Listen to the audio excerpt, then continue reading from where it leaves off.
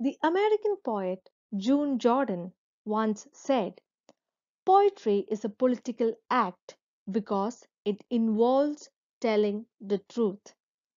Today, we will learn about the golden trio of modern Malayalam poetry who utilized their verses to sensitize the masses about the need to have a society where everyone could lead a dignified life. The golden trio of the modern Malayalam poetry was Kumaran Asan, Vallathol and Ulloor esparmeshwara Iyer. They attempted to write poetry as a description of the human life by taking into account the contemporary discourse and the ordinary existence of the multitude. Along with it, they included the spirit of nationalism. They introduced a new style both in verse and narration as they broke away from the traditional practice of poetry writing, which solely depended on ancient myths or epics for ideas. Their poetry produced a new sense of aesthetics, which was at once romantic and political because it was built on the dynamics of the social tensions of that time. Poetry evolved from being a medium of self expression to a reflection of one's commitment towards society. The first person we shall learn about is Kumaran Asan. He was born on 12th April 1873 in a village of Kaikara into a middle class Irava family. His parents were Narayanan and Kaliyamma.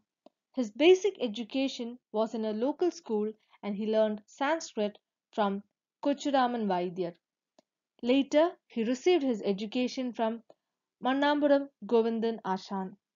From a young age, his piety, love for nature, and flair for writing was quite evident. Ashan was deeply influenced by Srinarayana Guru. He learned Sanskrit, Tamil, Vedanta, and Yoga from him. On his advice, he pursued further studies and sought guidance under Dr. Palpu in Bangalore. Later, he went to Calcutta, which gifted him with the experience of knowing so much about the world. He was exposed to so many ideas and thoughts of various philosophers, he learned about different cultures and also became conscious of various movements that shaped the world. The most important asset he earned through his journey was the mastery over the English language.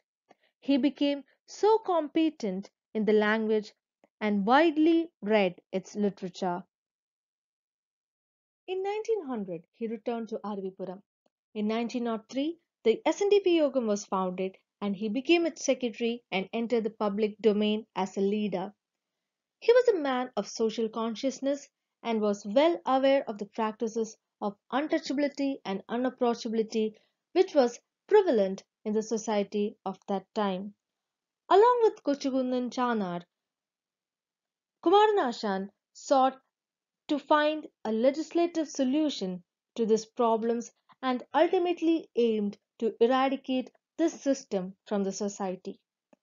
Even though it did not have the expected results, it can be rightly said that their actions ultimately paved way for the uprisings such as Vaikam Satyagraha and Guruvayur Satyagraha, which altered the course of human history in Kerala. During his course as a secretary of the Yogam, he was also in charge of the periodical Vivekodaya, which was the mouthpiece of the Yogam. It was in 1907 his most famous work, Veenapuva, was published.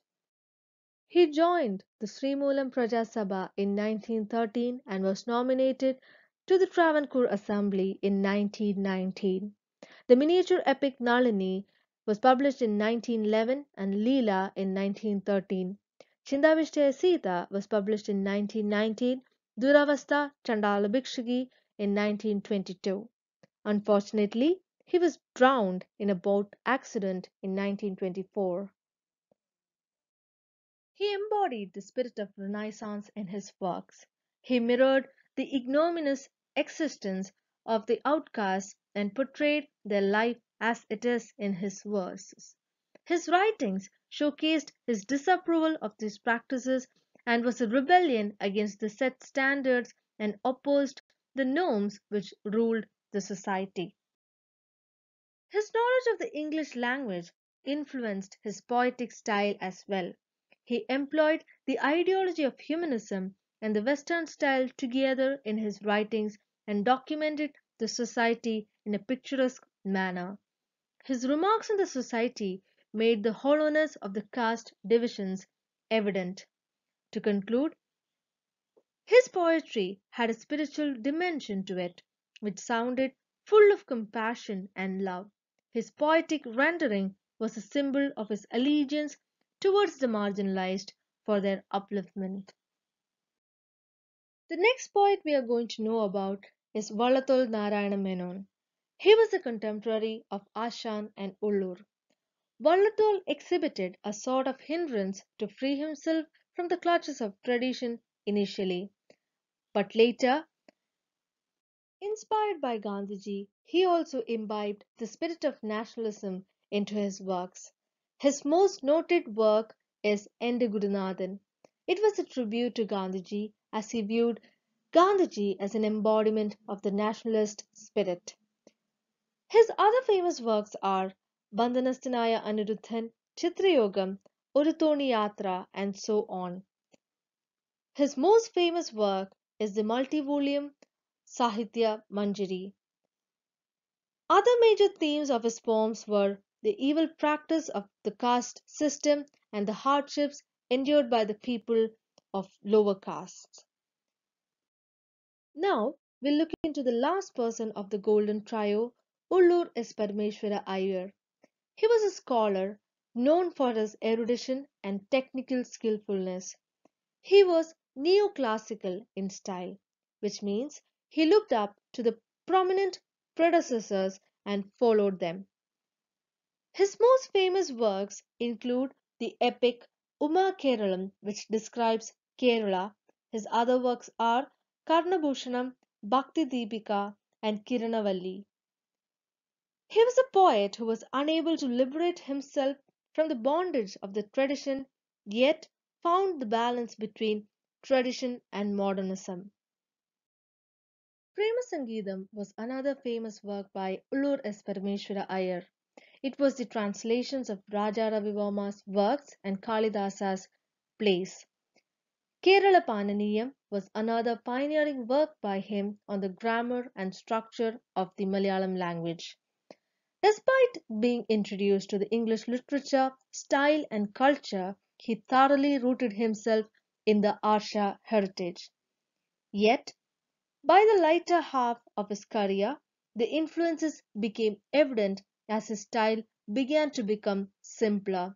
Despite the simplicity, his words captured the glaring injustices of the social system, and thus he stood as a preacher of the truth.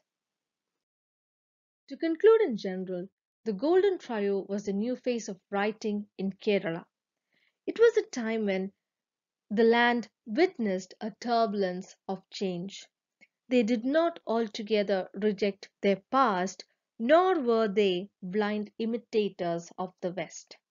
They recaptured the spirit of Chirsheri and Irthuchan in their writing and synthesized all those styles together to befit their context. They integrated the simple, sweet, beautiful style of Chirsheri to the deep, intense, grand style of Irthuchan, which gave poetry a new dimension which suited the purpose. Kerala was in a war against the atrocities inflicted upon the lower castes, and the works of these poets voiced out for the voiceless multitude. Thank you.